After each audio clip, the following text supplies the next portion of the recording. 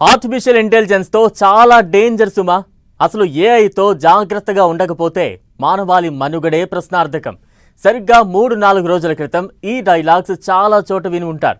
అంతేకాదు అసలు ఐటీ కంపెనీలన్నీ మూతేసుకోవాలంటూ రంగాల వారీగా ఎంతెంత నష్టమో కూడా లెక్కలు కట్టిన టెక్ కంపెనీలు సీఈఓలు ఉన్నారు. కానీ ఇప్పుడు చూస్తే ఆ కంపెనీలే పెద్ద పెద్ద ఏఐ కంపెనీలతో ఒప్పందాలు చేసుకుంటున్నాయి. అంటే ఏంటర్థం? ఆర్టిఫిషియల్ ఇంటెలిజెన్స్ అనేది నెగిటివ్గా మారేది టెక్ కంపెనీల వ్యాపారాలపైనే, కానీ ఇంకో రకంగా కాదని అర్థం చేసుకోవాలా? ఏంటి కన్ఫ్యూజన్?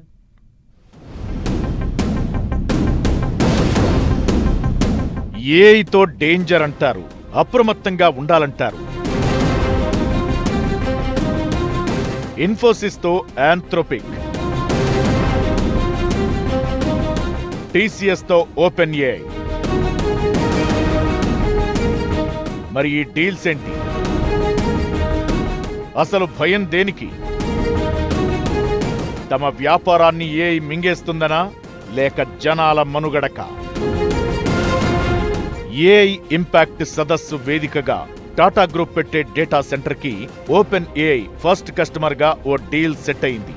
ఓపెన్ ఏఐతో తాజాగా టీసీఎస్ కంపెనీ ఒప్పందం కుదుర్చుకుంది. దాని ప్రకారం ఓపెన్ ఏఐ మొదటి దశలో 100 మెగావాట్స్ సామర్థ్యమున్న ఏఐ డేటా సెంటర్ వాడకానికి సిద్ధంగా ఉంది. ఈ ప్రాజెక్ట్ స్టార్గేట్ పేరిట ప్రపంచవ్యాప్తంగా అమలవుతుంది. దీని మొత్తం విలువ సుమారు $500 బిలియన్ ఉండబోతోంది. గత సంవత్సరంలో టీసీఎస్ భారతదేశంలో 1 గిగావాట్ సామర్థ్యమున్న ఏఐ సిద్ధమైన డేటా సెంటర్ నిర్మాణానికి $7 బిలియన్ పెట్టుబడిని ప్లాన్ చేయగా, అందులోనే ఓపెన్ ఏఐ తొలి పెద్ద కస్టమర్గా నిలిచింది. అంతేకాదు టాటా గ్రూప్ తన సంస్థల్లో చాట్ జీపీటీ ఎంటర్ప్రైజ్ ను ప్రవేశపెట్టబోతోంది. దీంతో తమ ఉద్యోగులకు ఏఐ ఆధారిత సామర్థ్యం అందుతుంది. దీంతో ఓపెన్ ఏఐకి ఇండియాలో చాట్ జీపీటీ ద్వారా బిజినెస్ పెంచుకునే వీలు కలుగుతుంది.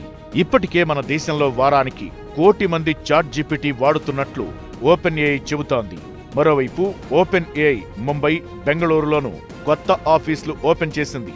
ఇప్పటికే ఈ సంస్థకి ఢిల్లీలో ఓ ఆఫీసుంది.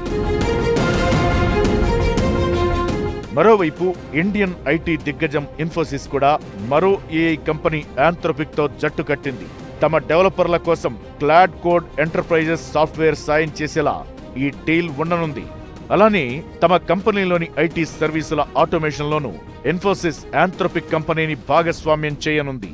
బెంగళూరులో ఆంథ్రోపిక్ సెంటర్ ఓపెన్ చేసిన సందర్భంగా ఈ డీల్ గురించి బయటకి రాగా, ఐటీ కంపెనీలను ఏఐ మింగేస్తుందనే భయం ఇప్పుడు ఎక్కడికి పోయిందో అర్థం కాకుండా పోయింది.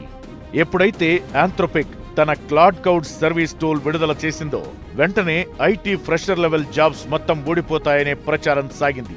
ఈ దెబ్బతోనే ప్రపంచవ్యాప్తంగా ఐటీ స్టాక్స్ అన్ని నేలమట్టమయ్యాయి. వాటి ధరలో దాదాపు 25% నష్టపోయాయి. అయితే ఒక్క 2-3 రోజుల్లోనే ఆ భయమంతా పోవడం ఆశ్చర్యం కలిగించే విషయం. పైగా ఇప్పుడు ఐటీకి ఏఐ టూల్స్ చాలా ప్రయోజనకరంగా కూడా చెబుతున్నారు.